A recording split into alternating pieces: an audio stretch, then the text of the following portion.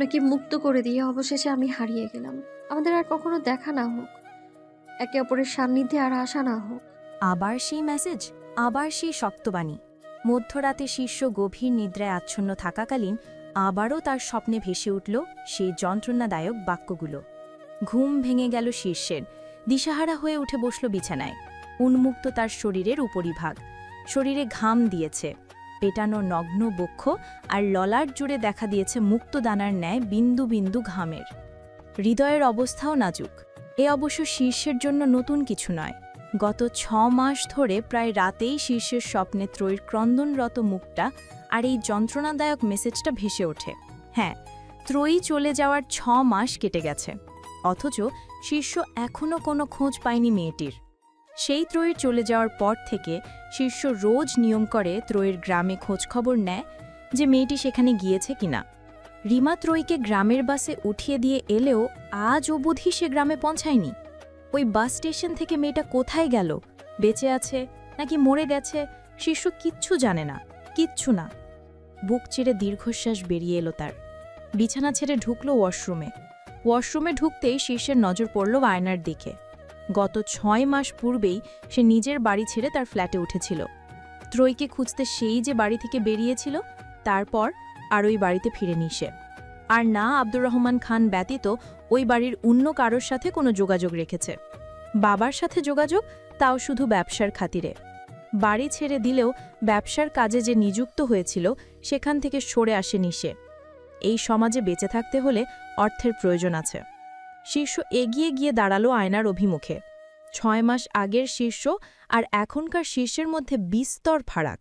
আয়নার প্রতিবিম্বে তার শক্তপোক্ত পেটানো শরীরটা দৃশ্যমান। 6 মাস পূর্বে সে নিয়মিত শারীরিক কসরত না করলেও এখন করে। অন্তত নিজেকে ব্যস্ত রাখার জন্য, নিজের কষ্টগুলো ভুলে থাকার জন্য সে এসবই ডুবে থেকে সময় কাটাতে চায়। শীর্ষ হাত উঁচিয়ে নিজের দাড়িতে হাত বুলালো। গালে স্থান পাওয়া কালো দাড়িগুলো বৃদ্ধি পেয়ে প্রায় গলা অবধি ছুঁয়েছে। আগের তুলনায় মাথার চুলগুলো বেশ বড় হয়েছে। দেখেই মনে হচ্ছে প্রিয় নারীকে হারানোর শোকে এই পুরুষ দেবদাসে পরিণত হয়েছে। শীর্ষ আয়নার সামনে থেকে একটি ছোট রাবার ব্যান্ড হাতে তুলে নিল। 2 হাত দ্বারা নিজের মাথার লম্বা চুলগুলো ওপরে তুলে বেশ শক্তপোক্তভাবে একটি ঝুঁটি বাঁধল। অতঃপর একটু ঝুঁকে গিয়ে পানির ছিটা দিল চোখ মুখে। এখন আর ঘুম আসবে না। বাকি রাতটা এক মগ কফি হাতে নিয়ে ত্রয়ীর স্মৃতিচারণ করতে করতেই হয়তো কেটে যাবে। শুভ্র রঙা তোয়ালে দ্বারা মুখ মুছতে মুছতে ওয়াশরুম থেকে বেরিয়ে এলো শীর্ষ। কানে ভেসে এলো বিছানার ওপরে পড়ে থাকা তার মোবাইলটা বাজছে। শীর্ষ তোয়ালেটা হাতে নিয়ে এগিয়ে গেল বিছানার দিকে। মোবাইলটা হাতে নিয়ে দেখল নয়ন কল করেছে। এত রাতে আবার এই ছেলে কল করেছে কেন? শীর্ষ কলটা ধরল, কানের কাছে মোবাইলটা নিয়ে বলল, হ্যাঁ নয়ন, বল। প্রায় সাথে সাথেই নয়ন কাঁদো কাঁদো কণ্ঠে বলল, স্যার আমাকে বাঁচান, ওরা আমাকে মেরে ফেলবে। কেন, কি হয়েছে তোর? আর ওরা কে? আজ থেকে কয়েক মাস আগে এক লোককে কিছু টাকা ধার দিয়েছিলাম স্যার, তারপর থেকে সে লাপাত্তা। আমার টাকা ফেরত দেওয়া তো দূরে থাক, আমার সামনেই আসে না। আজ আবার একজনের কাছ থেকে তার খোঁজ পেলাম। ভেবেছিলাম এখানে এসে তাকে ধরে নিজের পাওনা টাকা উসুল করব, কিন্তু এখানে এসে দেখি সে শুধু একা নয়, তার দলবলও আছে। তারা সবাই মিলে আমাকে আটকে রেখেছে। নিজের পাওনা টাকা আদায় তো করতেই পারলাম না, এবার মনে হয় আমার জানটাও যাবে। এইটুকু বলে থামল নয়ন। কণ্ঠ খাদে আবার বলল, আমি কোনো রকমে ওয়াশরুমের অজুহাত দিয়ে আপনাকে কল করেছি। আপনি আমাকে বাঁচান স্যার, নয়তো আমাকে ওরা সবাই মিলে উপরে পাঠিয়ে দিবে স্যার। লোকেশন শেয়ার কর, আসছি আমি। শীর্ষ কল কেটে দিল। পরপর কল করল আলভি এবং রবিকে। তাদের আসতে বলে বেরিয়ে পড়ল বাড়ি থেকে। শীর্ষদের খুব বেশি সময় লাগেনি নয়নের বলা স্থানে পৌঁছাতে। রাতের আধারে শহরের রাস্তাঘাটগুলো প্রায় ফাঁকা, আর জনমানবেরও দেখা নেই তেমন। অল্প সময়েই শীর্ষদের গাড়িটা এসে থামল একটি নাইট ক্লাবের সামনে। গাড়ি থেকে একে একে নেমে দাঁড়ালো শীর্ষ, রবি এবং আলভি। ধীরে ধীরে পশ্চিমা সংস্কৃতিগুলো যেন চুম্বকের ন্যায় গ্রাস করে নিচ্ছে সহজ সরল বাঙালি সত্তাকে। এই বাংলায় আগে এই নাইট ক্লাব, মাদক এসবের এত প্রচলন ছিল না। তবে এখন রাতের আঁধারে শহরের উন্নত এলাকাগুলো মেতে ওঠে নাইট ক্লাবের রঙে। সেখানে সমাজের উচ্চ শ্রেণীর মানুষদের রাতভর মজা, মস্তি, মদ, গাঁজা, ইয়াবা সহ আরও নেশাজাতীয় দ্রব্যের খুব সহজ সেবন চলে। এখানে যে শুধু যুব সমাজকে খুঁজে পাওয়া যায় তা কিন্তু নয়, মধ্যবয়স্ক নারী পুরুষরাও আজ অনেকেই ঝুঁকে পড়েছে এদিকে। শীর্ষ, আলভি এবং রবি পা চালিয়ে ঢুকল নাইট ক্লাবের ভিতরে। চারদিকে লাল, নীল, হলুদ, সবুজ আলোর ঘনঘটা। যুবক যুবতীরা নাচে গানে মেতে উঠেছে। যুবতীদের বেশিরভাগই সংকীর্ণ পোশাকে আবৃত করেছে নিজেদের দেহ, তবে যুবকদের পোশাক সম্পূর্ণ। ক্লাবের একধারে 2-3 জন আবার পানীয় বিক্রি তোড়জোড় চালাচ্ছে। এখানে যে শুধু নেশাজাতীয় পানীয়ই পাওয়া যায় তেমন নয়, এখানে কোমল পানীয় পাওয়া যায়। রবি চারদিকটা দেখতে দেখতে হাঁটছিল শীর্ষদের সাথে। হঠাৎ একটি মেয়েকে দেখে থমকে দাঁড়ালো সে। মেয়েটি হাতে একটি গ্লাস ভর্তি পানীয় নিয়ে দাঁড়িয়ে রয়েছে, পরনে সংকীর্ণ পোশাক। রবি হুট করেই মেয়েটির পানীয়র গ্লাসের মধ্যে ডান হাতের একটি আঙুল ঢুকিয়ে দিল। হচকচিয়ে উঠল মেয়েটি, ব্যস্ত হয়ে বলল, এ কি, আপনি আমার গ্লাসের মধ্যে হাত ঢুকিয়ে দিলেন কেন? রবি নিজের আঙুলটা উঁচিয়ে ধরল। মেকি হেসে বলল, হাত না, আঙ্গুল দিয়েছি। রবির আঙুলে এখনও গ্লাসে থাকা তরল লেগে আছে। সে আঙুলটা মুখে পুলে নিল, সাথে সাথে মুখাবয়বের বিকৃতি ঘটল তার। থুথু দিয়ে ফেলে দেওয়ার চেষ্টা করল ওই পানীয়। নাক ছিটকে বলল, এসব কি খাচ্ছেন? কেমন মোরগ পচা গন্ধ আসছে। এইটুকু মুখে দিয়েই মনে হচ্ছে যেন পেটের নাড়িভুড়ি সব বেরিয়ে আসবে। কি গন্ধ যে মায়েরি, মানুষের রুচিতেও খরা লেগেছে। এইটুকু বলে থুথু ফেলতে ফেলতেই রবি চলে গেল। মেয়েটি নাক মুখ কোঁচকাল। রবির গমনপথের দিকে দৃষ্টি নিবদ্ধ রেখেই বলল, অসভ্য। শীর্ষ পা চালিয়ে ক্লাবের একদম শেষ প্রান্তে এসে দাঁড়াল। সেখানেই দেখা মিলল নয়নের। জনা 3-এর তরুণ তাকে ঘিরে দাঁড়িয়ে আছে, আর একজন চোখ মুখ শক্ত করে বলছে কিছু। শীর্ষ এগিয়ে গেল, গুরুগম্ভীর কণ্ঠে বলল, এখানে কি হচ্ছে? হঠাৎ অপরিচিত কারো কণ্ঠস্বর শুনে পাশ ফিরে তাকালো সবাই। নয়নের সাথে এতক্ষণ চোখ মুখ শক্ত করে কথা বলা ছেলেটা ক্রুদ্ধ কণ্ঠেই শুধালো, তুই কে? শীর্ষ জবাব দিল না কোনো। নয়নের দিকে দৃষ্টি দিয়ে শুধালো, এত রাতে তুই নাইট ক্লাবে কি করছিস? নয়ন ভয়ার্ত দৃষ্টিতে তাকালো তার অভিমুখে দাঁড়ানো ছেলেটির দিকে। নাম সামিম। হ্যাংলা পাতলা ছেলেটা, গালের চাপড়া ভাঙা, ওষ্টি দুটো কেমন কালচে রঙের। সিগারেট খেতে খেতে হয়েছে বোধহয়। নয়নের পাশের ফ্ল্যাটেই থাকত ছেলেটি, সেখান থেকেই পরিচয় এবং টাকা ধার চাওয়া। নয়ন সহজ সরল মানুষ, এত কিছু বোঝেনি বা ভাবেনি। একটা মানুষ বিপদে পড়ে তার কাছে টাকা চেয়েছে, সেও দিয়ে দিয়েছে। মানুষই তো মানুষের জন্য করবে, তাই না? কিন্তু টাকা ধার দেওয়ার পরদিন থেকেই দেখে সামিমের ফ্ল্যাটে তালা ঝুলছে। টাকা ফেরত দেওয়া তো দূরে থাক, তার সামনেই আসে না। তারপর খোঁজ নিয়ে জানতে পারল এই সামিম নামক ছেলেটা শুধু তার থেকেই নয়, আরও অনেকের থেকে টাকা ধার নিয়েছে, কিন্তু পরবর্তীতে আর কাউকেই তা ফেরত দেয়নি। তারপর সামিমকে খোঁজা শুরু করে নয়ন। একটা সময় জানতে পারে সে নাকি নাইট ক্লাবে প্রায় প্রতিদিন আসে। নয়ন ভেবেছিল আজ এখানে এসে সামিমকে ধরবে সে, তারপর ভালোভাবেই টাকা চাইবে, না দিলে তখন শিষ্যদের জানাবে। কিন্তু তার আগে নিজেই ফেসে গেল। এখন জীবন নিয়েই টানাটানি। নয়ন দৃষ্টি নুইয়ে নিল, মিনমিনে কণ্ঠে বলল, আপনাকে তো বলেছিলাম। শীর্ষ সামিমের পা থেকে মাথা অবধি চোখ বুলালো একবার, অতপর খুব স্বাভাবিক কণ্ঠেই বলল, এটাকে কি দেখে টাকা ধার দিয়েছিলে তুই? এটাকে দেখতেই তো কেমন চোর চোর লাগে। এর চেহারা দেখে যে কেউ বলে দিতে পারবে এই টাকা ফেরত দেওয়ার পাত্র নয়, বরং অন্যের টাকা মেরে খাওয়ার পাত্র। তখন বুঝিনি স্যার। নয়ন মিনমিনে গলায় কথাটি বললেও সামিম ফুঁসে উঠল। শীর্ষের দিকে তেড়ে এসে বলল, কি বললি তুই? আমাকে দেখতে চোর চোর লাগে? তোর ভাগ্য ভালো, তোকে আমি চোর চোর দেখতে বলেছি। আমার জায়গা অন্য কেউ হলে বলতো তোকে গুইসাপের মতো দেখতে, যে হাঁস মুরগির নিবাসের নিকট গিয়ে ঘাপটি মেরে বসে থাকে। তারপর হাঁস মুরগি একটু দূরে সরলেই তাদের ডিম নিয়ে দৌড় দেয়। তোর এত বড় সাহস, আমাকে গুইসাপের সাথে তুলনা করছিস? সামিম রেখে মেঘে একটা ঘুষি আঁকল শীর্ষের দিকে। সাথে সাথেই সে হাতটা ধরে ফেলল, মুখ বাঁকিয়ে বলল, এই তো চেহারা, এই হ্যাংলা পাতলা দেহ নিয়ে এসছিস আমাকে মারতে? আমার এই ভুরিহীন পেট দিয়ে একটা বাড়ি মারলেই তো উড়ে যাবে। অন্য সব অঙ্গ প্রত্যঙ্গের শক্তির কথা না হয় বাদই দিলাম। সামিম তবুও দমল না। নিজের হাতটা শীর্ষের থেকে মুক্ত করার জন্য উঠে পড়ে লাগল। শীর্ষ হাতটা তো ছাড়লই না, উল্টো মুচড়ে ধরল। দাঁত পিষে বলল, বেটা বদমাইশ, অন্যের থেকে টাকা ধার করিস, আবার চাইতে আটকেও রাখিস। তীব্র ব্যথায় চেঁচিয়ে উঠল সামিম। কণ্ঠে ব্যথাতর ধ্বনির ছোঁয়া নিয়ে বলল। হাত ছাড়া বলছি। শীর্ষ আরও জোরে মুচড়ে ধরল শামীমের হাত। শামীম দিশাহারা হয়ে তাকালো তার বন্ধুদের দিকে। তাড়া দিয়ে বলল, তোরা দাঁড়িয়ে আছিস কেন? আমার এর হাত থেকে ছাড়া। শামীমের বন্ধুরা এগিয়ে আসতেই তাদের পথ আগলে দাঁড়ালো আলভি আর রবি। শীর্ষ একবার তাকালো সেদিকে, অতঃপর এক হাতে শামীমের হাত মুচড়ে ধরে রেখেই অন্য হাতে সজোরে একটা থাপ্পড় বসালো তার গালে। দাঁতে দাঁত পিষে বলল, নয়নের টাকা ফেরত দে। দেব না। কি? বাকিটুকু আর শেষ করতে পারল না। তার আগে আরেকটি থাপ্পড় বসালো শামীমের গালে। ফের দাঁতে দাঁত পিষে বলল, কি বললি? আবার বলতো। আমি টাকা দিবি কিনা বল। দেব। শীর্ষ এবার থাপ্পড় থামালো, বাঁকা হেসে বলল। দে তাহলে। থাপ্পড় খেতে খেতে শামীমের চোখ দুটো টলমল হয়ে উঠল।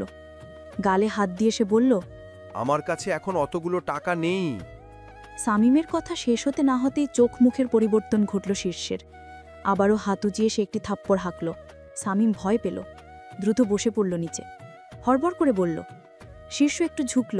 শামীমের থাপ্পড় দেওয়া গালে আলতোভাবে দুটো চাপড় দিয়ে বলল, আমাকে একটু সময় দিন, আমি আগামী কালকের মধ্যে আমি নয়ন ভাইয়ের সব টাকা ফেরত দিয়ে দেব। ঠিক তো? একদম। যা বলেছিস মনে রাখিস, কালকের মধ্যে যেন টাকা পাই, নয়তো তোর এমন হাল করব ভাবতেও পারবি না। কথাটা বলেই শীর্ষ সোজা হয়ে দাঁড়ালো।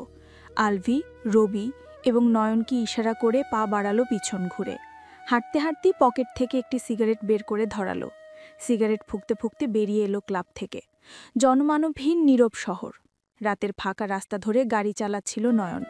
হঠাৎ একটা স্থানে এসে সে গাড়িটা থামিয়ে দিল। গাড়ির পিছনের সিটে বসেছিল শীর্ষ এবং আলফি। শীর্ষ কপালে ভাঁজ ফেলল, ভ্রু কুঁচকে শুধালো, কি হলো? গাড়ি থামলি কেন? সামনে বোধহয় কিছু হয়েছে স্যার। নয়নের কথা শুনে শীর্ষ, রবি এবং আলফি সামনের দিকে তাকালো। দেখা পেল আরেকটি গাড়ির। সাদা রঙের গাড়িটা রাস্তার পাশের একটি মোটাসোটা গাছের নিকট দাঁড়িয়ে আছে। সামনে এবং পিছনের লাইট জ্বলছে। কোনো দুর্ঘটনার কবলে পড়েছে বোধহয়। শীর্ষরা সব নিজেদের গাড়ি থেকে নেমে দাঁড়ালো। দ্রুত ছুটে গেল সাদা রঙের গাড়িটার নিকটে। সে গাড়ির সম্মুখ ভাগ দুমড়ে মুচড়ে গেছে, আর ভিতরে ড্রাইভিং সিটে একজন যুবক অজ্ঞান হয়ে পড়ে রয়েছে। মাথা বেয়ে তার চুইয়ে চুইয়ে পড়ছে তাজা রক্তবিন্দু। দুর্ঘটনাটা ঘটেছে বেশিক্ষণ হয়নি বোধহয়। শিশুরা কোনো রকমে যুবকটিকে গাড়ির ভেতর থেকে টেনে টুনে বের করল। অতঃপর তাকে নিয়ে ছুটল হাসপাতালে। রাত গভীর, চারদিকটা নীরব নিস্তব্ধতায় ছেয়ে গেছে। শীর্ষ, রবি এবং আলভি বসে রয়েছে হাসপাতালের করিডোরে। তখন ওই যুবকটিকে হাসপাতালে নিয়ে আসার সাথে সাথেই ডাক্তাররা তাকে নিয়ে ঢুকেছে অপারেশন কক্ষে। তারপর থেকে এখনও অবধি কোনো খোঁজ খবর পাওয়া যায়নি। ছেলেটা বেঁচে আছে নাকি মরে গেছে কে জানে। সকলের চিন্তাভাবনার মধ্যে একজন নার্স হন্তদন্ত হয়ে বেরিয়ে এলেন অপারেশন কক্ষের বাইরে। ব্যস্ত হয়ে বললেন, রোগীর অবস্থা আশঙ্কাজনক, রক্ত খরচ হয়েছে অনেক। এই মুহূর্তে তাকে পুনরায় রক্ত দিতে না পারলে বাঁচানো সম্ভব হবে না। আমাদের নিকট যতটা রক্ত ছিল দিয়েছি, এখন আপনারা ব্যবস্থা করুন। নার্সের কথায় আটকে উঠল রবি, নয়ন এবং আলভি। যতই লোকটা তাদের অপরিচিত হোক না কেন, তাদের চোখের সম্মুখে একটা লোক এভাবে রক্তের অভাবে মরে যাবে তা কিছুতেই তারা মেনে নিতে পারবে না। নয়ন ব্যস্ত হয়ে শুধালো, ওনার রক্তের গ্রুপ কি? AB+। রবি, নয়ন এবং আলভি একে অপরের মুখ চাওয়াচাওয়ি শুরু করল। AB+ তো তাদের কারোরই রক্তের গ্রুপ নয়। এখন তারা এই গ্রুপের রক্ত কোথায় পাবে? ঠিক তখনই শীর্ষ উঠে দাঁড়ালো।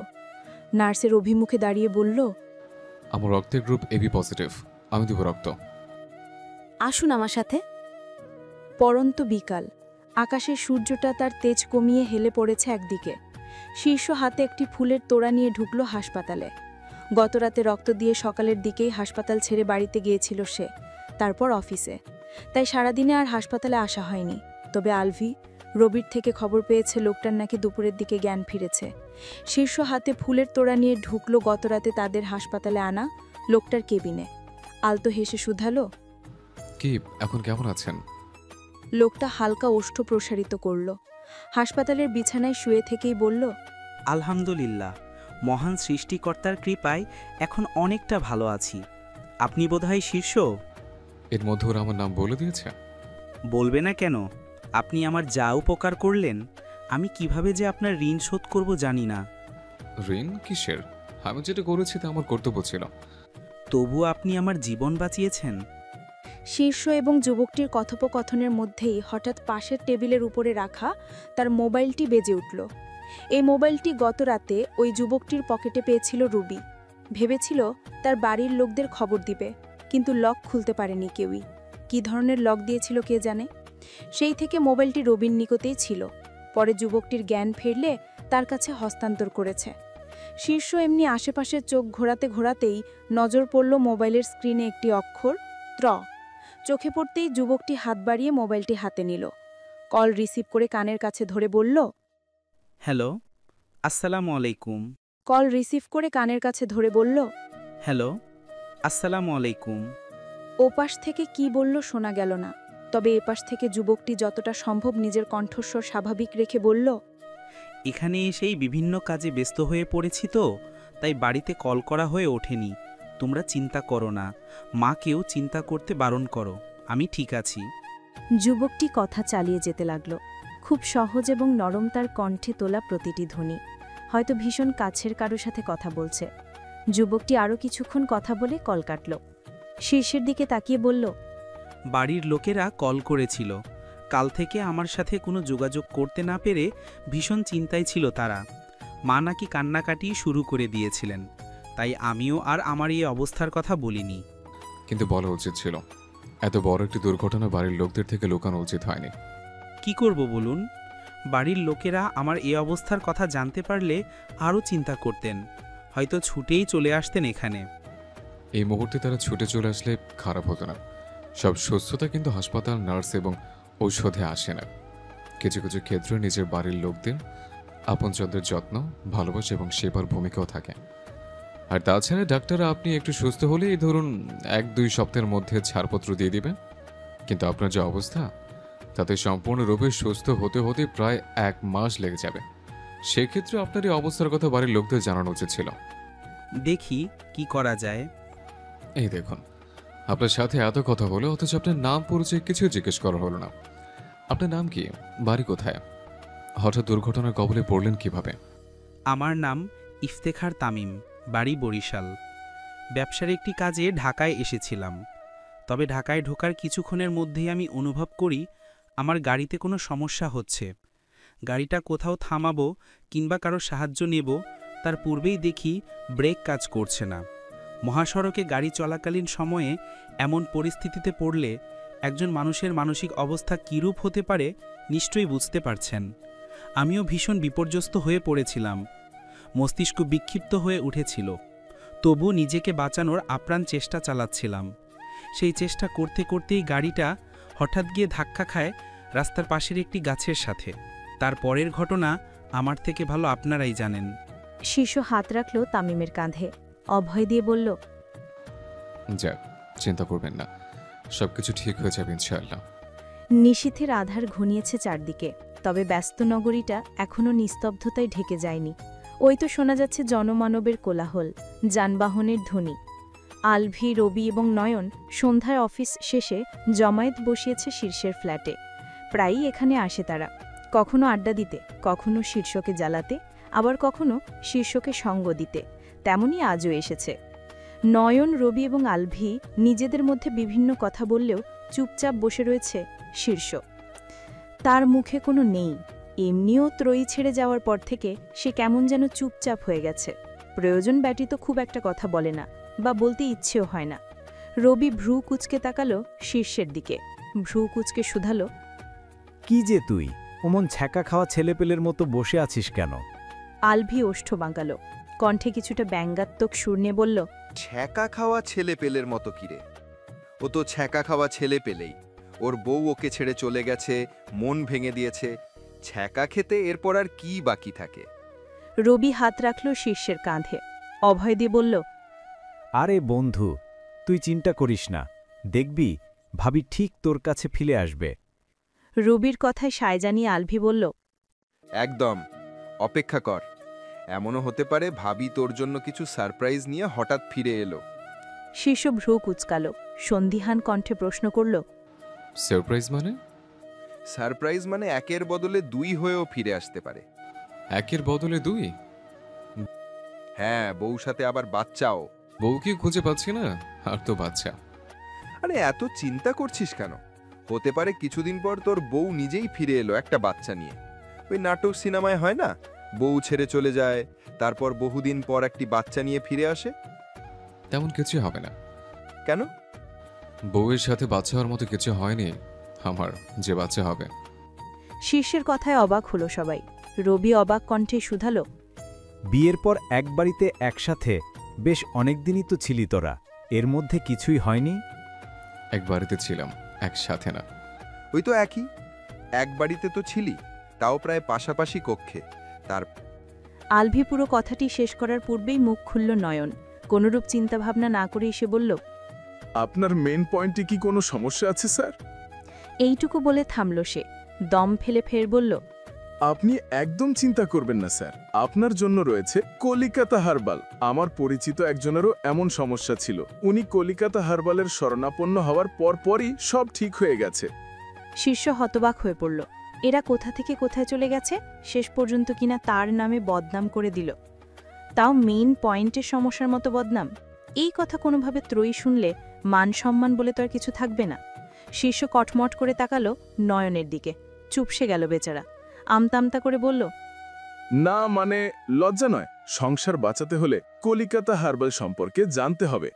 শীর্ষের মেজাজ বিগড়ালো এবার। দাঁতে দাঁত পিষে বলল, সংসার বাঁচাতে হলে জানতে হবে, জানবো তো।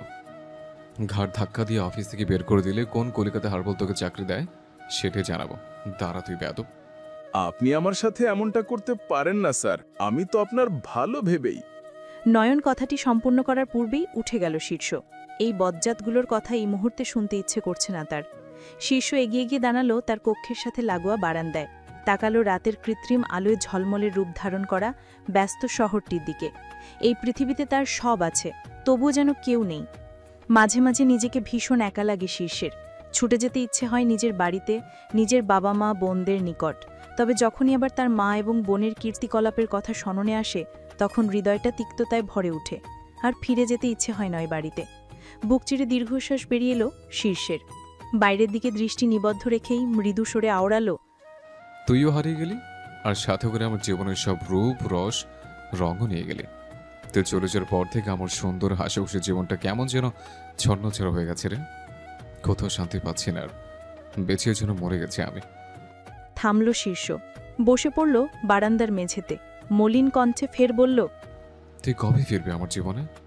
কবে এক মুঠো রং নিয়ে ছুটে এসে আবার রাঙিয়ে দিবে আমার জীবনটাকে? কবে একটু ভালোবাসবি আমায়? কবে আমি আবার একটু শান্তির মুখ দেখব? আকাশে উজ্জ্বল সূর্যের ঘন ঘটা। রিমাদের ক্লাস নিচ্ছে সাহেদ। রিমার প্রতি এখন আর তেমন টান নেই তার। সেই মাস ছয়েক পূর্বে রিমার কাছে যখন ত্রয়ীর বিষয়ে সে জিজ্ঞেস করেছিল, তখন রিমার উত্তরগুলো তার হৃদয় বিষিয়ে তুলেছিল। রিমাকে খুব কাছ থেকে সাহেদ না চিনলেও শীর্ষকে মোটামুটি চিনত। ভেবেছিল শীর্ষ যেহেতু ভালো, রিমাও ভালো হবে, হাজার হলেও দুজন ভাই বোন। তবে রিমার সেদিনকার জবাবগুলো সাহেদের হৃদয়ে মেয়েটির সম্পর্কে বিরূপ শোনা সৃষ্টি করতে বাধ্য করেছে। তারপর থেকে রিমার দিকে নজর রাখতে শুরু করেছে সে, এবং সময়ের পরিক্রমায় রিমার আচরণ, সহপাঠীদের প্রতি তার বিরূপ ব্যবহার সাহেদের হৃদয় থেকে রিমাকে ধীরে ধীরে সরিয়ে দিয়েছে। যদিও সে এখনও ত্রয়ী শিষ্যদের বাড়ি থেকে চলে যাওয়ার কারণ জানে না, শুধু এইটুকুই জানে ত্রয়ীও বাড়ি এ শহর ছেড়ে চলে গেছে। যেহেতু ত্রয়ীর সাথে তার তেমন সম্পর্ক ছিল না, কিংবা মেয়েটির প্রতি সেরকম অনুভূতিও ছিল না, তাই আর বিষয়টি নিয়ে মাথা ঘামায়নি সাহেদ। হতে পারে ত্রয়ীর কোনো ব্যক্তিগত কারণ রয়েছে, তাই সে এই শহর ছেড়ে চলে গেছে। সাহেদ একটি নির্দিষ্ট সময় পর্যন্ত শ্রেণীকক্ষে পাঠদান দিল, অতঃপর শিক্ষার্থীদের থেকে বিদায় নিয়ে পা দিল দরজার দিকে। ঠিক তখনই পিছন থেকে ভেসে এলো, স্যার। সাহেদ থমকে দাঁড়ালো, পিছন ঘুরে আবিষ্কার করল রিমা এবং শিলাকে। সাহেদ সৌজন্যসূচক হাসল, নম্রকণ্ঠেই শুধালো, কিছু বলবে? জি স্যার। হ্যাঁ বলো। আপনি কি কোনোভাবে আমার প্রতি অসন্তুষ্ট স্যার? না, আমি তোমার ওপরে অসন্তুষ্ট হতে যাব কেন? না মানে আপনি আগের মতো আর আমার সাথে কথা বলেন না, কেমন এড়িয়ে চলেন, তাই জিজ্ঞেস করলাম আর কি। ওটা তোমার ভুল ধারণা। তুমি আমার ছাত্রী। একজন ছাত্রীর সাথে শিক্ষকের যেমন সম্পর্ক হওয়া উচিত, আমি ততটুকুই পালন করছি। আমি তোমার সাথে কম কথা বলা বা এড়িয়ে চলছি না। সাহেদের কথায় রিমা হোঁচট খেল যেন। এই লোক তাকে শুধুমাত্র একজন ছাত্রী ভাবে। রিমার হৃদয় ভারী হলো। সাহেদের থেকে এমনটা সে কখনোই আশা করেনি। সে সর্বদাই আশা রেখেছে সাহেদ তাকে ভালোবাসে, তাকে ভালোবাসার রমণী ভাবে। রিমার চোখ মুখে আধার নেমে এলো। মৃদু স্বরে সে শুধালো, আমি শুধুই আপনার একজন ছাত্রী? তা নয় তো কি? রিমা এ প্রশ্নের উত্তর খুঁজে পেল না। হৃদয়ে উত্তাল ঝড় উঠল তার। তার ভালোবাসার মানুষটা তাকে ভালোবাসে না, এর চেয়ে জঘন্য সংবাদ আর কি হতে পারে? তবে কি সবটাই তার ভুল ছিল? সে কি সাহেদকে ভালোবেসে ভুল করেছে? শুধু একতরফায় ভালোবেসে গেছে? রিমার গলা ধরে এলো। কোনো মতে নিজেকে সামলে জবাব দিল, না, কিচ্ছু না। এইটুকু বলেই রিমা এলোমেলো পায়ে হাঁটা ধরল সামনের দিকে। শিলাও এলো তার পিছু পিছু। একটু সময় নিয়ে সে শুধালো, শীর্ষ ভাই তোদের বাড়িতে ফিরবে কবে? রিমা জবাব দিল না কোনো। এমনিতে হৃদয়ের অবস্থা নাজুক তার। এর মধ্যে আমার এই মেয়ের এই প্রশ্ন। এমন সময় বান্ধবীর এই প্রশ্নে রিমা একটু বিরক্তও হলো বটে। কোনোরূপ কোনো বাক্যব্যয় না করে ধূপধাপ পা ফেলে সে বেরিয়ে গেল কলেজ থেকে। সময় প্রবাহমান। সময়ের এই প্রবাহমান ধারায় কেটে গেছে প্রায় 7 দিন। তামিম এখন মোটামুটি সুস্থ। হাসপাতাল থেকেও ছেড়ে দেওয়ার কথা বলেছে। সেই খবর শুনেই শীর্ষ, রবি, আলভি এবং নয়ন একযোগে হানা দিয়েছে হাসপাতালে, তামিমের জন্য বরাদ্দকৃত কেবিনে। তামিম তাদের দেখেই একগাল হাসল। বিছানায় উঠে বসে বলল, আপনারা এসেছেন? আমিও আপনাদের খুঁজছিলাম। জরুরি কথা ছিল আপনাদের সাথে। শীর্ষ, রবি, নয়ন এবং আলভি বসল তামিমের পাশেই। শীর্ষ স্বাভাবিকভাবেই জবাব দিল, হ্যাঁ বলুন। আসলে কিভাবে যে বলি, আপনারা এমনি আমার জন্য অনেক করেছেন। রবি হাত রাখল তামিমের কাঁধে, অভয় দিয়ে বলল, আরে এত ইতস্তত করছেন কেন? বলে ফেলুন তো। তপ্ত নিঃশ্বাস ফেলল তামিম। একটু সময় নিয়ে বলল, আমি তো এখন মোটামুটি সুস্থ। হাসপাতাল থেকেও ছেড়ে দেওয়ার কথা বলেছে, নিশ্চয়ই শুনেছেন। তাছাড়া 1 সপ্তাহ হয়ে গেছে, এখন বাড়িতে না ফিরলেও সবাই চিন্তা করবেন। এমনিই আমি আমার অসুস্থতার কথা বাড়ির কাউকে জানাইনি। এইটুকু বলে থামল তামিম। দম ফেলে ফের বলল, কিন্তু আমি তো এতটাও সুস্থ নই যে এতটা পথ একা মানুষ গাড়ি চালিয়ে যাব। কোথায় আবার কি ঘটে যায় কে জানে। আপনাদের মধ্যে কেউ যদি একটু কষ্ট করে আমার সাথে যেত, আমার ভীষণ উপকার হতো। শীর্ষ হাসল তামিমের কথায়। তামিমের অন্য কাঁধে হাত দিয়ে বলল, আরে এই কথা বলতে এত ইতস্তত বোধ? শুধু একজন নয়, আমরা সব হয়ে যাব আপনার সাথে, আপনাকে পৌঁছে দিতে। এই অবস্থা আমরা তো আপনাকে একা ছাড়তে পারি না, আমাদের একটা দায়িত্ব আছে না? সত্যি? আপনারা সবাই আমার সাথে যাবেন? অবশ্যই। কিন্তু আমার গাড়িটা? ওটা ইতিমধ্যে আমরা সারিয়ে নিয়েছি। ঘড়ির কাঁটায় কেবল সকাল 11:30। আরফা দাঁড়িয়ে রয়েছে কলেজের অভিমুখে। আজ আর ক্লাস করবে না সে। কলেজের নিকটে কোনো একমাত্র রাজনৈতিক কোনো দলের বিশাল সভা বসবে যেন। কলেজের অধিকাংশ ছেলেরাই সেখানে যাচ্ছে, কিছু মেয়েরাও যাচ্ছে।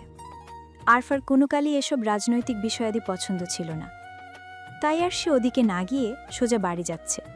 কিন্তু সেই কখন থেকে বাড়িতে ফেরার জন্য একটি রিকশা খুঁজছে সে, অথচ রিকশার কোনো দেখা নেই। এমনি অসময়ে যখন প্রয়োজন হয় না, তখন রিকশার অভাব হয় না। এ আসে ও আসে, না বলার পরও বারবার জিজ্ঞেস করে, আপা যাইবেন, আপা যাইবেন। অথচ আজ যখন একটি রিকশার প্রয়োজন, তখন কারও দেখা নেই। বিরক্তিতে চোখ মুখ কুঁচকে এলো আরফার। তাকালো এদিক ওদিক। হঠাৎ তার চোখে পড়ল কায়সারকে। কিছু ছেলেদের নিয়ে তার অভিমুখের রাস্তা ধরে এগিয়ে যাচ্ছে সামনে, হয়তো সভায় যাচ্ছে। আরফা একবার ডাক দিবে ভেবেও ডাক দিল না। কি দরকার লোকটাকে বিরক্ত করার? সে হয়তো আরফার এমন অযাচিত ডাকে বিরক্ত হবে। সেই মাস 6 পূর্বের ঘটনার পরে কায়সার আর এদিকটায় খুব বেশি আসে না, এলেও কলেজে ঢোকে না। হয়তো ত্রয়ী নেই বলে। আরফার সাথে মাঝে মাঝে দেখা হয় লোকটার। কখনো সখনো টুকটাক কথা বলে, আবার কখনো এড়িয়ে যায়। এই এড়িয়ে যাওয়াটা অবশ্য আরফাই করে। দূর থেকে কায়সারকে দেখলেই সে সরে পড়ে। 6 মাস পূর্বে ঘটা সেই ঘটনার পরে আরফা নিজের ভেতরে বেশ পরিবর্তন অনুভব করে। সে নিজের ভেতরে কায়সারের জন্য আলাদা একটি টান অনুভব করে। আরফা কখনো চায়নি এমন হোক। সে কখনো কায়সারকে ভালোবাসতে চায়নি। তবু কিভাবে যেন হয়ে গেছে। সেদিন ত্রয়ের প্রতি কায়সারের একতরফা ভালোবাসার গভীরত্ব দেখে এই অনুভূতির আভাস সে পেয়েছিল নিজ হৃদয়ে। আরফা ভেবেছিল এটা তার আবেগ, সময়ের সাথে সাথে এই আবেগ কেটে যাবে। কিন্তু তা তো কাটলই না, বরং আরও বাড়ল। আরফা জানে লোকটা অন্য কাউকে ভালোবাসে, আর সে ভালোবাসার গভীরত্বও সে অনুধাবন করেছে। এত কিছুর পরেও সেই লোকের জন্য নিজ হৃদয় অনুভূতি পুষে রাখা, আবার সে অনুভূতির দাপটে তার নিকটে যাওয়া নিশ্চয়ই বাঞ্ছনীয় নয়। কায়সারও হয়তো বিষয়টা ভালো চোখে দেখবে না। আর তাছাড়া কায়সার তো তাকে আগে থেকেই তেমন পছন্দ করে না। তপ্ত নিঃশ্বাস ফেলল আরফা, চোখ ঘুরিয়ে তাকালো আশেপাশে। নিজের দলের সাথে হাঁটতে হাঁটতে হঠাৎ কায়সারের চোখ পড়ল আরফার দিকে। আরফা তাকে দেখে কথা না বললেও সে দৌড়ে এলো মেয়েটির নিকটে। ওষ্ঠে হালকা হাসির রেখা ফুটিয়ে তুলে শুধালো, কি, কেমন আছো?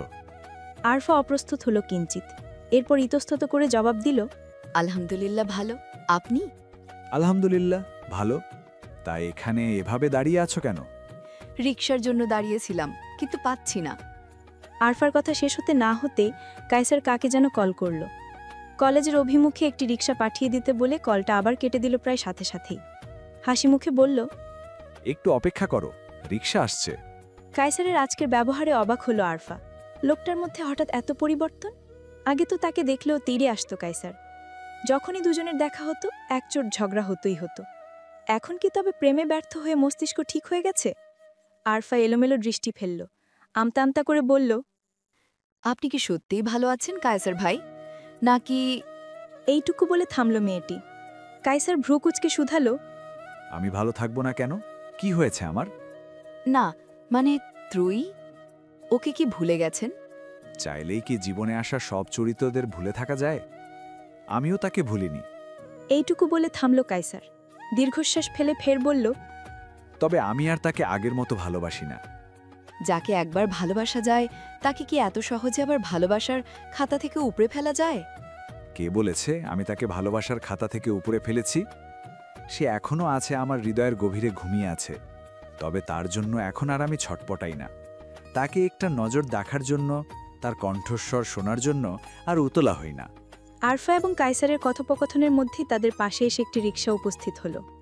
কায়সার রিকশাওয়ালার দিকে এক পলক তাকালো, অতঃপর আবার আরফার দিকে দৃষ্টি দিয়ে বলল, তোমার রিকশা এসে গেছে, বাড়িতে চলে যাও তাড়াতাড়ি। একটু পরই রাস্তা মানুষে ভরে যাবে, সামনে সভা তো। আরফা আর দ্বিরুক্তি করল না। এখনই রাস্তা ভিড়ে পরিপূর্ণ, একটু পর তো আরও ভিড় হবে। আরফা রিকশায় উঠে বসল, কায়সারের থেকে বিদায় নিয়ে রওনা দিল বাড়ির পথে। মেহেরের ক্লাসও বোধহয় আজ আর হবে না। কলেজের ছেলেমেয়েরা সব দলে দলে সভায় যোগ দিতে যাচ্ছে। মেহের কলেজ থেকে বেরিয়ে দাঁড়ালো গেটের অভিমুখে। বাড়ির ড্রাইভারকে ইতোমধ্যে গাড়ি নিয়ে আসার জন্য কল করে দিয়েছে সে। অল্প সময়ের মধ্যেই মনে হয় চলে আসবে ড্রাইভার। মেহের দাঁড়িয়ে দাঁড়িয়ে আশেপাশে নজর বুলালো। হঠাৎ তার দৃষ্টিজোড়া আটকে গেল অদূরের রাস্তার দিকে। সে রাস্তারই পাশ ঘেঁষে একটি বাইকের সাথে হেলান দিয়ে দাঁড়িয়ে রয়েছে আলভি। হাতে তার একটি জ্বলন্ত সিগারেট, আর দৃষ্টি মেহেরের দিকে। মাঝে মাঝেই আলভি এখানে আসে, মেহেরের থেকে একটু দূরত্বে নিয়ে দাঁড়িয়ে তাকিয়ে থাকে তার দিকে, অথচ কথা বলে না। মেহেরও যে কথা বলতে যায় না। একজন সন্তান সব মেনে নিতে পারে, কিন্তু নিজের পিতার অপমান কখনো মেনে নিতে পারে না। সেখানে মেহের কিভাবে মেনে নিবে? মেহেরের আলভির সাথে কথা বলার তীব্র ইচ্ছা থাকলেও ক্রোধের বশে আর বলা হয় না। দুজনের চোখে হাজারো কথা ভেসে ওঠে। একে অপরকে কাছে পাওয়ার আকুলতায় হৃদয় উত্তাল হয়, তবুও কথা হয় না দুজনের। একে অপরের প্রতি চাপা অভিমান নিয়েই বারবার কাছে গিয়েও আবার দূরে সরে আসে তারা। ভোর 4টে, চারদিকটা গভীর আধারে নিমজ্জিত। আকাশের সূর্যটা এখনও উঁকি দিতে শুরু করেনি। রাস্তাঘাটও ফাঁকা, তেমন একটা যানবাহনের দেখা নেই। ভোরের এই ক্ষণে তামিমের গাড়িটা সাঁই সাঁই করে ছুটছে ঢাকা বরিশাল মহাসড়ক ধরে। গাড়ি চালাচ্ছে নয়ন, আর তার পাশের সিটে বসে আছে রবি। তামিম এবং আলবি পিছনের সিটে। কিছু জরুরি কাজের তাগিদে শীর্ষ আসতে পারেনি। রবিদেরও তামিমকে তার বাড়িতে পৌঁছে দিয়েই আবার ঢাকার উদ্দেশ্যে রওনা দিতে বলেছে। তারা সবাই একবার ভেবেছিল রাতের দিকেই বরিশালের উদ্দেশ্যে রওনা দিবে, আবার কাল রাতের আগেই ঢাকায় ফিরে যাবে। কিন্তু পরে আবার ভেবে দেখল রাতের দিকে রওনা দিলে বরিশালে তামিমের বাড়িতে রাতের মধ্যেই কিংবা একদম ভোরে গিয়ে পৌঁছাবে। অচেনা অজানা একটি স্থান, তামিমের পরিবারের লোকদের তারা চেনে না, তামিমকেও তো খুব একটা ভালোভাবে চিনে না। সেখানে তাদের বাড়িতে রাতের আধারে গিয়ে হানা দেওয়াটা কেমন একটু লাগছিল তাদের। তাছাড়া তামিম তো এখন প্রায় সুস্থই, তাই ভোরের দিকেই রওনা দিয়েছে। সকাল 10টা বা 11টার মধ্যে তামিমের বাড়িতে গিয়ে পৌঁছাবে। সেখানে কোনো রকমে 1 ঘন্টা কাটিয়েই আবার গাড়িতে উঠবে। ফাঁকা রাস্তা, নিরিবিলি পরিবেশ। রবি তার পাশের জানালাটা খুলে দিল। হালকা বাতাস ছুঁয়ে দিতে শুরু করলো তার শরীরকে। উৎফুল্ল হলো রবির হৃদয়, মৃদুস্বরে গান ধরল। এই পথ যদি না শেষ হয় তবে কেমন হতো তুমি বলো তো? যদি পৃথিবীটা স্বপ্নের দেশ হয় তবে কেমন হতো তুমি বলো তো? এইটুকু গাইতেই তাকে থামিয়ে দিল আলভি। পিছন থেকে নাকমুখ কুচকে বলল, কি শুরু করেছিস ভাই? রাস্তার পাশের বাড়িগুলোতে থাকা ঘুমন্ত মানুষগুলো তো লাফিয়ে উঠবে তোর গান শুনে। গলা না যেন ফাটা বাঁশ। তুই কিন্তু আমাকে অপমান করছিস আলভি। তোর মান আছে নাকি যে অপমান করব? তোকে আমি পরে দেখে নেব। এই অপমানের বদলা তো নেবই নেব। যা করার করে নিস তুই, এখন ঘুমা। নয়নদের গাড়িটি বরিশালের নিস্তব্ধ পল্লীবেশে ঢুকল প্রায় সকাল 10টার দিকে। পথের শেষ প্রান্তে তমিমের বাড়ির সামনেই এসে থামল গাড়িটি। বিশাল দোতলা অট্টালিকা, চারপাশে ঘন সবুজের আবরণ, নারিকেল, আম, কাঁঠাল গাছের ছায়ায় যেন বাড়িটা লুকিয়ে আছে। এখানকার পরিবেশও এক অদ্ভুত প্রশান্তি। শহরের কোলাহল তেমন একটা নেই। গাড়ির দরজা একে একে খুলে নামল সবাই। দীর্ঘ পথের ক্লান্তি আর ঘণ্টার পর ঘণ্টা বসে থাকতে থাকতে কোমর পিঠে যেন ব্যথা হয়ে গেছে তাদের। নয়ন, রবি ও আলভি গা ঝাড়া দিয়ে একটু সোজা হয়ে দাঁড়ালো। অতপর তমিমকে ধরে নিয়ে গিয়ে দাঁড়ালো বাড়ির মূল দরজার অভিমুখে। হাত উঁচিয়ে বাজালো কলিং বেলটা। প্রায় সাথে সাথেই দরজাটা খুলে গেল। একজন অল্প বয়সী তরুণী দরজা খুলেছে। হালকা পাতলা গড়নের দারুণ এক কন্যা সে। উজ্জ্বল শ্যামবর্ণা গায়ের রং, লম্বাটা মঝারি। সব মিলিয়ে এই রমণীকে সুন্দরীদের কাতারেই ফেলা যায়। রমণীটি প্রথমে কপালে ভাঁজ ফেলে দরজাটা খুললেও দরজার অভিমুখে হাতে মাথায় ব্যান্ডেজ নিয়ে তমিমকে দাঁড়িয়ে থাকতে দেখে সে ভাঁজ গায়েব হলো। অস্থির হয়ে শুধালো, কি হয়েছে ভাইয়া তোর? হাতে কপালে ব্যান্ডেজ কেন? তমিম হাতে ইশারা দিল।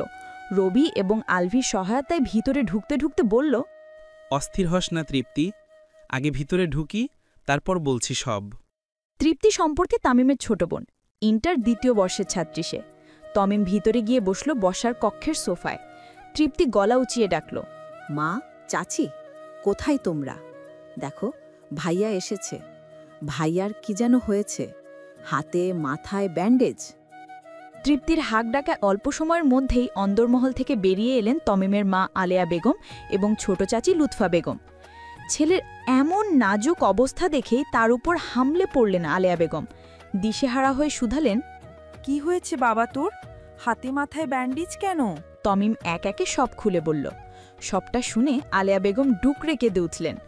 আঁচলে মুখ ঢেকে বললেন, আমি জানতাম আমার ছেলে ভালো নেই, তার কিছু না কিছু হয়েছে। ওদের বারবার বলেছিলাম তোকে কল করতে, তোর খোঁজ খবর নিতে। তমিম এক হাত বাড়িয়ে মাকে আগলে নিল নিজের সাথে।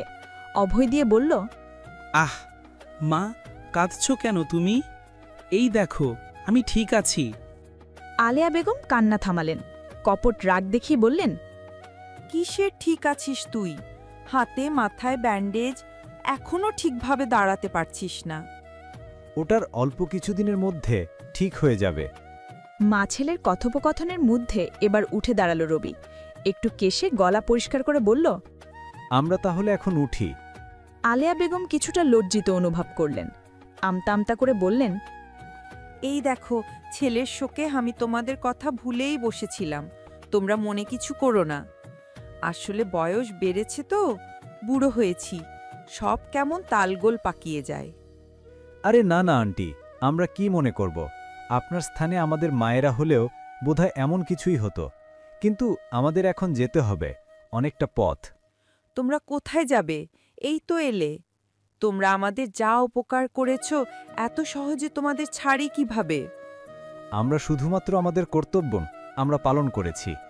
আমাদের নিকট এতটা ব্যস্ত হবেন না আন্টি। আর তাছাড়া আমাদের অফিস আছে, সেখান থেকে তেমন ছুটি নিয়ে আসেনি। আমাদের সবাইকে আজই ফিরতে হবে।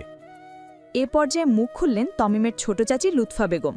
সে কি, আজই চলে যাবে? অফিসে কথা বলে দেখো যদি ছুটি একটু বাড়াতে পারো। তোমাদের জন্য আমাদের বাড়ির ছেলেটা বেঁচে ফিরে এলো। তোমাদের আমরা এভাবে কিভাবে যেতে দেই? তা সম্ভব নয় আন্টি। আমরা আগেই এ ব্যাপারে অফিসে কথা বলেছি।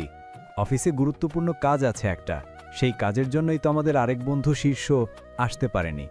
আমাদের আজই ফিরতে হবে, নয়তো অনেক বড় ক্ষতির মুখোমুখি হতে হবে। কিন্তু প্রয়োজনে আমরা আবার অন্য সময় আপনাদের বাড়িতে এসে ঘুরে যাব, কিন্তু আজ নয়। আলেয়া বেগম এবং লুৎফা বেগম আর জোড়াজড়ি করলেন না। আলেয়া বেগম শুধু বললেন, আচ্ছা, তোমরা যখন থাকতেই চাইছো না তখন আমরা আর জোর করব না, কিন্তু এই সময় বাড়ির কর্তারা কেউ বাড়িতে নেই, তারা ফিরুক, তারপর না হয় যাবে। লুৎফা বেগমও এ কথার সাথে সায় জানিয়ে বললেন, হ্যাঁ, আপাতত তোমাদের জন্য কিছু চা নাস্তার ব্যবস্থা করি। রবি, আলভি এবং নয়ন বিরক্তি করল না। অনেকটা পথ পেরিয়ে এসেছে তারা, ভীষণ ক্ষুধাও লেগেছে। রবি আর আগের স্থানে বসল না, একটু ঘুরে গিয়ে বসল অন্য সোফায়। সাথে সাথে চেঁচিয়ে উঠল তৃপ্তি, আমার ফেস প্যাক। রবিও তার নিচে কিছু একটা অনুভব করল, ছোট বাটি জাতীয় কিছু। সাথে সাথে উঠে দাঁড়ালো সে। সত্যি সত্যি তার পশ্চদেশে একটি ছোট বাটি লেগে আছে। না দেখে ধপ করে এসে বসে পড়েছে, যার ফল এটা। রবি বাটিটা হাতে নিল। বাটিতে হলুদ রঙা আঠালো জাতীয় কি যেন, দেখতে একদম গুয়ের মতো লাগছে। এটা আবার লেগে গেছে তার পশ্চাৎ দেশে। দেখে মনে হচ্ছে চাপ সহ্য করতে না পেরে প্যান্ট নষ্ট করেছে সে। রবির অবস্থা দেখে হেসে উঠল সবাই। আলভি নাক ছিটকে বলল, ছি ছি রবি, শেষ পর্যন্ত কিনা প্যান্ট নষ্ট করলি। বেশি চাপ থাকলে ওয়াশরুমে যেতি, আমরা কি তোকে আটকে রেখেছিলাম? রবির মেজাজ তেতে গেল। ফেস প্যাক নাকি? এটা রাখার স্থান কি সোফা? তাও আবার কি সব রঙের ফেস প্যাক! অচেনা অপরিচিত এক বাড়িতে এসে কি এক বিশ্রী পরিস্থিতিতে পড়ল সে। মান ইজ্জত আর রইল না। রবি কটমট করে তাকালো তৃপ্তির দিকে। শক্ত কণ্ঠে কিছু বলবে, তার পূর্বেই তেতে উঠল তৃপ্তি। ঝাঝালো কণ্ঠে বলল, দেখে শুনে বসবেন না? দিলেন তো আমার ফেস প্যাকটা নষ্ট করে। এই ফেস প্যাকের জন্য আজ আমি কলেজে যাইনি। এটা কোনো ফেস প্যাক রাখার জায়গা? রাখলেই রাখার জায়গা। আপনি দেখে শুনে বসবেন না? এ বাড়িতে যে সোফার উপরেও ফেস প্যাক ফেলে রাখে তা বুঝেছে কে? বুঝলে না হয় দেখে শুনে বসতেম। আপনি? এইটুকু বলতেই তৃপ্তিকে থামিয়ে দিলেন আলেয়া বেগম। মেয়ের দিকে একবার অগ্নিদৃষ্টি নিক্ষেপ করে তাকালেন রবির দিকে। জোরপূর্বক হেসে বললেন, ওর কথায় কিছু মনে করো না বাবা, আমার সাথে এসো, ফ্রেশ হয়ে নিবে। রবি রক্তচক্ষু নিয়ে তাকালো তৃপ্তির দিকে। অতঃপর কিছু না বলে হন হন করে হাঁটা ধরল আলেয়া বেগমের পিছু পিছু। সকাল গড়িয়ে প্রায় দুপুরের পথে। রবি, আলভি এবং নয়ন নাস্তা শেষ করে কেবলই বেরোল তামিমদের বাড়ি থেকে। আলেয়া বেগম, লুৎফা বেগম, তামিম অনেক অনুরোধ করেছিল তাদের আর একটু সময় থাকার জন্য। বাড়ির কর্তারা এখনও ফিরেননি, কিন্তু তারা থাকেনি। ঢাকায় আজই যখন যেতে হবে তখন আগে ভাগে যাওয়াটাই ভালো। কিছুটা দূরে আসতেই নয়ন হঠাৎ রাস্তার মাঝে দাঁড়িয়ে পড়ল। আলভি এবং রবিকে উদ্দেশ্য করে বলল, বরিশালে এলাম, আর কোনো স্মৃতি নিয়ে যাব না, আপনারা আমার একটি ছবি তুলে দিন তো। নয়ন নিজের মোবাইলটা বাড়িয়ে দিল। আলভি মোবাইলটা হাতে নিয়ে গোটাজারেক ছবি তুলে দিল। নয়ন সময় ব্যয় করল না, প্রায় সাথে সাথে ছবিগুলো পোস্ট করে দিল সামাজিক যোগাযোগ মাধ্যম ফেসবুকে। উপরে লিখে দিল, ছায়া ঘেরা বরিশাল। শীর্ষ অফিসের কাজ ঘেরা কক্ষে বসে অলস হাতে ফেসবুক স্ক্রল করছিল। কেবল একটি মিটিং শেষ করে এসেছে সে। নিউজ ফিডে বিভিন্ন পোস্ট দেখতে দেখতে হঠাৎ তার সামনে এসে পড়ল নয়নের ছবিগুলো। অন্যান্য সময়ের মতোই ছবিগুলোকে উপরে ঠেলতে যাবে, তখনই তার দৃষ্টি আটকে গেল একটি ছবিতে। সে ছবিতে নয়নের পেছনে একটু দূরে এক নারীকে দেখা যাচ্ছে। কেমন চেনা চেনা লাগছে সেই নারীকে। ভীষণ কাছের কারোর সাথে মিল পাচ্ছে শিষ্যের হৃদয়। শিষ্য দম আটকে ছবিটি জুম করল।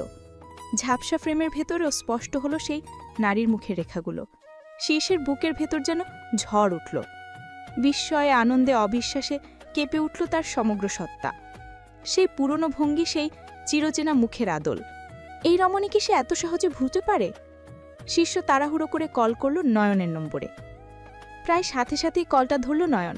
বিনয়ী কণ্ঠে বলল, আসসালামু আলাইকুম স্যার। শিষ্য অস্থির হয়ে উঠল।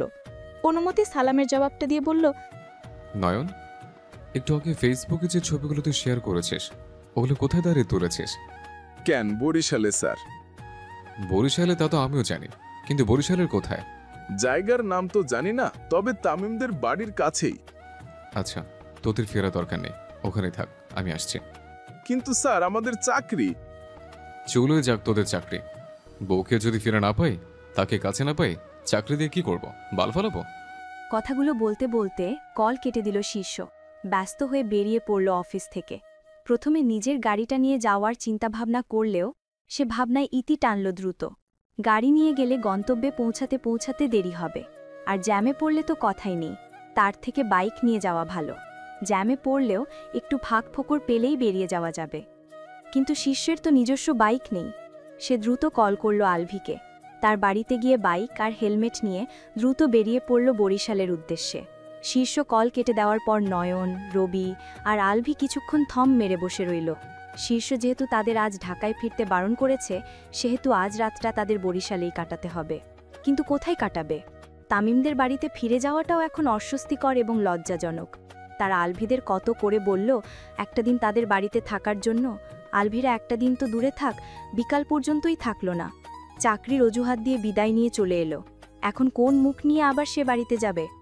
আর এখানে কোনো আবাসিক হোটেলও নেই যে সেখানে থাকবে। তামিমদের বাড়িটা বরিশাল মূল শহর ছাড়িয়ে একটু ভিতরে, মফস্বল এলাকা। এখানে ২-৪টা ভাতের হোটেল দেখা যায়, এই বেশি।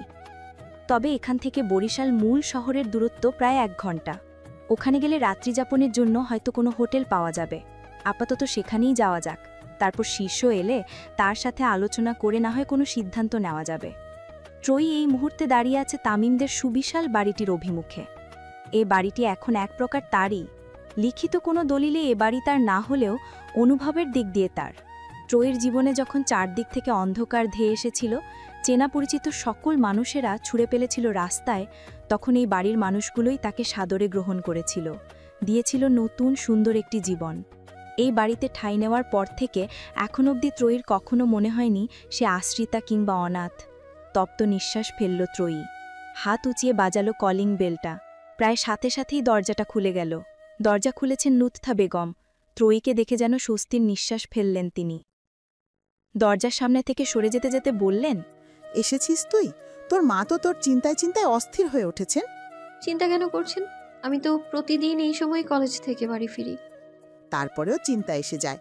একজন তো অ্যাক্সিডেন্ট করে হাত পা ভেঙে বাড়ি ফিরেছে, এই সময় তুইও বাইরে। তোর না আবার কোনো বিপদ আপদ ঘটে? বুঝিস তো মায়ের মন। এইটুকু বলে ছোট্ট একটা নিঃশ্বাস ফেললেন লুৎফা বেগম। হতাশ কণ্ঠে বললেন, আল্লাহ জানেন আমার ছেলেটা কোথায়। ও তো আরও বেপরোয়া ধাঁচের। ত্রয়ী গৃহের অভ্যন্তরে প্রবেশ করল। কপাল কুঁচকে শুধালো, কে আবার অ্যাক্সিডেন্ট করে বাড়ি ফিরেছে? কেন, তামিম? ত্রয়ী অবাক হল।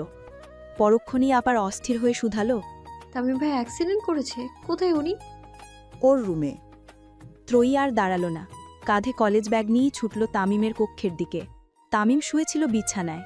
তার পাশে আলেয়া বেগম বসে বসে ছেলের গায়ে মাথায় হাত বুলাচ্ছেন, আর তৃপ্তি পাশেই একটা সোফা দখল করে বসে আছে। বিরক্ত ভঙ্গিতে তাকাচ্ছে এদিক ওদিক। এর মধ্যে হন্তদন্ত হয়ে কক্ষে প্রবেশ করল ত্রয়ী। ছুটে গেল তামিমের দিকে। ব্যগ্র কণ্ঠে শুধালো, তোমার এই অবস্থা কেন ভাইয়া? অ্যাক্সিডেন্ট কিভাবে করলে? কথাগুলো বলতে বলতেই মেয়েটা 2 হাতে ধরল তামিমের ব্যান্ডেজ করা হাতটা। সাথে সাথে চেঁচিয়ে উঠল তামিম। হাতটা সরিয়ে নিতে নিতে বলল, তুই কি আমার হাতটা আরেকটু ভেঙে দেওয়ার চিন্তাভাবনা করছিস ত্রয়ী? এমনিই ভাঙা হাত, সেটা নিয়ে আবার টানাটানি শুরু করেছিস? দুঃখিত ভাইয়া, আসলে তোমার এই অবস্থা দেখে অত খেয়াল ছিল না। কথাগুলো বলতে বলতেই মেয়েটার গলা ধরে এলো। অক্ষি কোটর ভরে উঠল নোনা জলে। তামিম চোখ বড় বড় করল। এক আঙ্গুল তুলে বলল, এই কাঁদবি না, একদম কাঁদবি না। ছিচকা দুনে একটা, যখনই দেখব শুধু কাঁদতে থাকে। আচ্ছা একটা কথা বলতো, এত কান্না, এত চোখের পানি, তুই পাস কোথায়?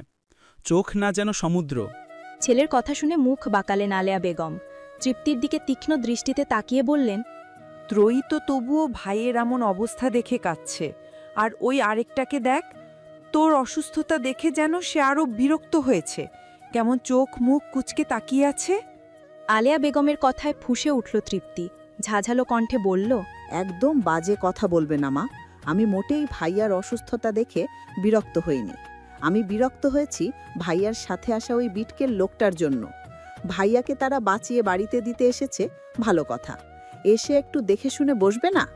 বসলো তো বসলো একদম আমার ফেস প্যাকের উপরে গিয়ে। এইটুকু বলে থামল সে। ত্রয়ীর দিকে তাকিয়ে কাঁদো কাঁদো কণ্ঠে বলল, তুই আমাকে যেই ফেস প্যাকটা বানিয়ে দিয়েছিলি, যার জন্য আজ আমি কলেজেও যাইনি, ওই বিটকেল লোকটা আমার সে ফেস প্যাকটা নষ্ট করে দিয়ে গেছে আপু, আমি একটুও মুখে লাগাতে পারিনি। আলেয়া বেগম তেতে গেলেন, রুক্ষ কণ্ঠে বললেন, ওর ভাইয়ের অ্যাক্সিডেন্ট করে জীবন নিয়ে টানাটানি বেঁধে যাচ্ছে, আর ও আছে ফেস প্যাক নিয়ে। এমন থাপ্পড় মারমো না, দাঁত সব কয়টা নিচে পড়ে যাবে। বেয়াদব মেয়ে, কখন কোথায় কি কথা বলতে হয় তাও শেখেনি। বড় হয়েছে শুধু হাত পায়, মাথায় বুদ্ধিশুদ্ধি হয়নি মোটেই। গর্ধব একটা। আহ মা, ওকে বকো না, ও ছোট মানুষ, একটু বোঝায় কম। তামিমের কথায় সায় জানালো ত্রয়ীও। তৃপ্তি এমনি অবুঝ নয়, তবে পরিবারের সবার ছোট এবং সবার অতি আদরে মাঝে মাঝে একটু অবুঝের ন্যায় আচরণ করে ফেলে। ত্রয়ী তাকালো তৃপ্তির দিকে, ওষ্ঠে আলতো হাসির রেখা ফুটিয়ে তুলে বলল, থাক বুনু, মন খারাপ করিস না, আমি তোকে আবার বানিয়ে দিব। সত্যি? একদম। রাত খুব বেশি নয়, ঘড়ির কাঁটায় টিকটিক ধ্বনি তুলে জানান দিচ্ছে রাত 10টা। শীর্ষ কেবল এসে পৌঁছালো বরিশালে। এসেই কোনো দিক বিবেচনা না করে উঠল রবি আলভিদের পূর্ব থেকেই নির্ধারণ করে রাখা হোটেলে। বরিশালে এসেই এই রাতে ত্রয়ীকে খুঁজতে বেরিয়ে যাওয়াটা বোকামি ব্যতীত আর কিছুই হবে না। ত্রয়ী নিশ্চয়ই এই রাতে বাইরে রাস্তায় দাঁড়িয়ে নিয়ে যে শীর্ষ যাবে আর তাকে রাস্তা থেকে তুলে নিয়ে আসবে। তাছাড়া ত্রয়ী এখানে কোন বাড়িতে, কার বাড়িতে থাকে তাও জানা নেই কারো যে ছুটে সেখানে যাবে। তার থেকে আজ রাতটা হোটেলে কাটিয়ে আগামীকাল সকালে ত্রয়ীকে খুঁজতে যাওয়াটাই ভালো হবে। গ্রাম বা মফস্বলে যেন একটু তাড়াতাড়ি রাত নামে। এই রাত 10টাতেই চারদিক নিস্তব্ধ হয়ে পড়েছে। আশেপাশের বেশিরভাগ মানুষই বোধহয় ঘুমিয়ে পড়েছে ইতোমধ্যে। ত্রয়ীও খেয়ে দিয়ে শুয়ে পড়েছে, তবে দুই চোখে ঘুম নেই তার। অন্ধকার কক্ষে শুয়ে শুয়ে দীর্ঘশ্বাস ফেলছে শুধু। সারাদিন সবার মধ্যে বিভিন্ন কাজের ব্যস্ততায় নিজের অতীতটাকে, নিজের কষ্টগুলোকে একটু ভুলে থাকলেও রাতের আধারে আর তা ভুলে থাকতে পারে না। বিছানায় গা এলিয়ে দিলেই হৃদয়ে হানা দেয় বিভীষিকাময় সেই অতীত। তখন কষ্ট হয়, দম বন্ধ লাগে, একাকিত্ব যেন ধীরে ধরে চারদিক থেকে। ত্রয়ী বিছানায় শুয়ে থেকেই ছাদের দিকে দৃষ্টি দিল। ভাবতে লাগলো তার অতীত নিয়ে। প্রায় 6 মাস পূর্বে এক ভয়ঙ্কর বিকালে ফাহমিদা বেগম আর রিমা মিলে ত্রয়ীকে তীব্র অপমানে জর্জরিত করে খানবাড়ি থেকে বের করে দেন। তাদের ব্যবহার এমন ছিল যেন সে কোনো মানুষই নয়। দীর্ঘদিন ধরে পালিত কুকুরটাকেও হয়তো ওই পড়ন্ত বিকেলে একাকী বাড়ি থেকে বের করে দিতে পারত না তার মালিক। কিন্তু ত্রয়ী মানুষ হয়েও কুকুরের থেকেও অধিক লাঞ্ছিত হয়েছিল এই দিন। তবে শেষ পর্যন্ত তার উপর একটু দয়া করেছিল রিমা। গ্রামের বাসে তুলে দিয়ে এলো তাকে। কিন্তু গ্রামে গিয়ে কি করবে ত্রয়ী? কার কাছে যাবে সে? সেখানে হয়তো আরও বেশি অপমান, লাঞ্ছনা অপেক্ষা করছে তার জন্য।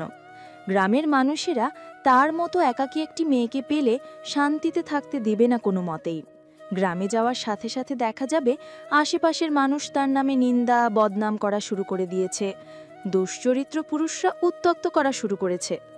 এতদিন না হয় তার দাদি তাকে এসব থেকে বাঁচিয়েছে, কিন্তু এখন বাঁচাবে কে? ত্রয়ী আর গ্রামে গেল না। বাস ছাড়ার পূর্বেই নেমে পড়ল। শীর্ষ নামক তার স্বামীকে একটি শেষ মেসেজ করে সিম কার্ডটাও ভেঙে ফেলল। অতপর স্টেশনের ভিড় ঠেলে গিয়ে দাঁড়ালো এক কোণে। এরপর কি করবে সে? গ্রামে তো গেল না, এখন কোথায় যাবে? চারপাশে হাজার হাজার মানুষ আছে, শহর আছে, আলো আছে, কিন্তু ত্রয়ীর আপন বলতে কেউ নেই। তার জীবনে আলো নেই। ত্রয়ী একবার ভাবল এ জীবনই সে আর রাখবে না। কি লাভ এই অভিশপ্ত জীবন রেখে, যে জীবনের কোনায় কোনায় শুধু দুঃখ, অবহেলা, লাঞ্ছনা। তবে শেষ পর্যন্ত আত্মহত্যা করার মতো সাহসও সে করে উঠতে পারল না। আত্মহত্যা করতেও যে অনেক সাহসের প্রয়োজন, ত্রয়ী ভীতু নারী, এত সাহস তার ভিতরে নেই। তাছাড়া আত্মহত্যা মহাপাপ, এই বাণী সে কিভাবে উপেক্ষা করে? ইহজন্মে তো সে সুখের দেখা পেলই না। এরপর আত্মহত্যা করলে দেখা যাবে পরকালেও সে একটু শান্তি পাবে না। ত্রয়ী চারদিকে তাকালো। কত মানুষ স্টেশনে, কেউ যাচ্ছে তো কেউ আসছে, আবার কেউ কেউ বিভিন্ন পণ্য সামগ্রী বিক্রি করছে। ছোট ছোট বাচ্চারা ভুট্টার খই, শসা, বাদাম, চানাচুর নিয়ে এদিক ওদিক ছুটছে। ত্রয়ীর হৃদয় ভীত হল। এমনিই একা একা চলাচলের অভ্যাস নেই তার উপর এই শহরের হালচাল তুচ্ছই বোঝে না সে। জন্ম থেকে গ্রামে বড় হয়েছে, তারপর শহরে এলেও তার দৌড় শুধু ওই শীর্ষদের বাড়ি আর কলেজ, এইটুকুই।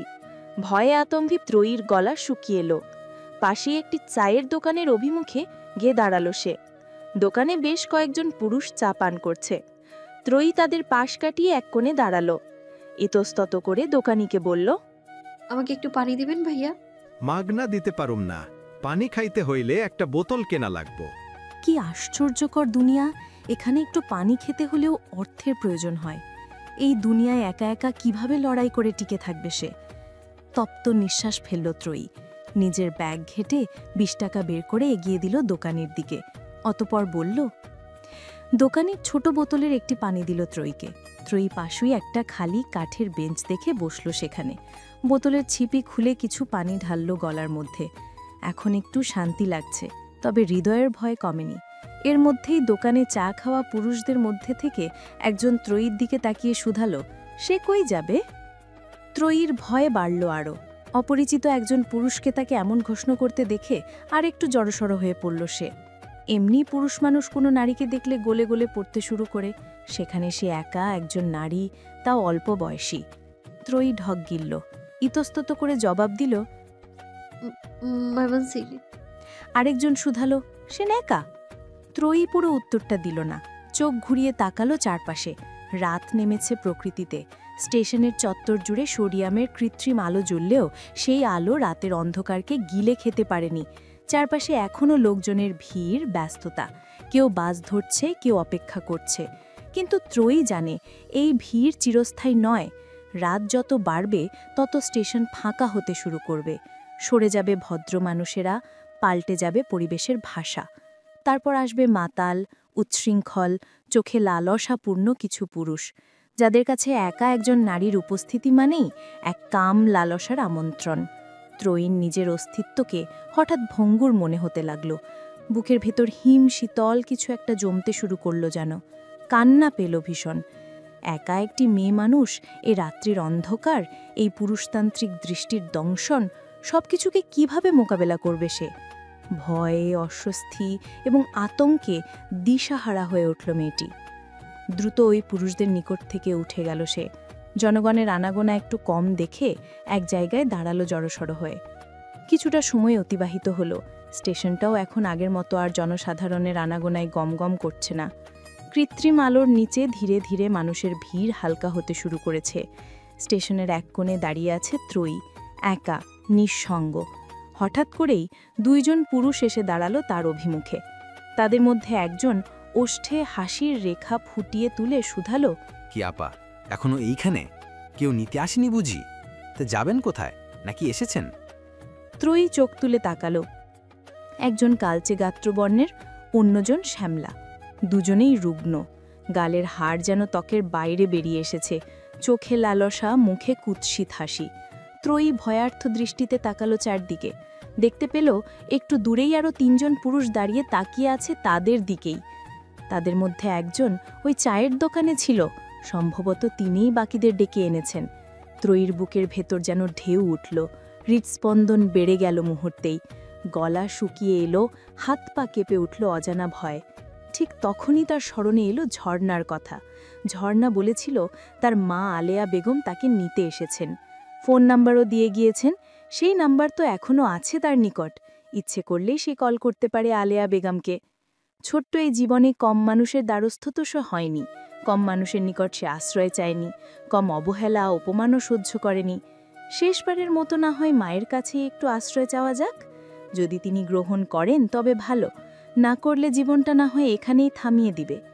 নিষ্ঠুর এই পৃথিবীতে বেঁচে থাকার চেয়ে না হয় আত্মহত্যার পথটাই বেছে নিবে। কিন্তু মাকে কলটা করবে কিভাবে?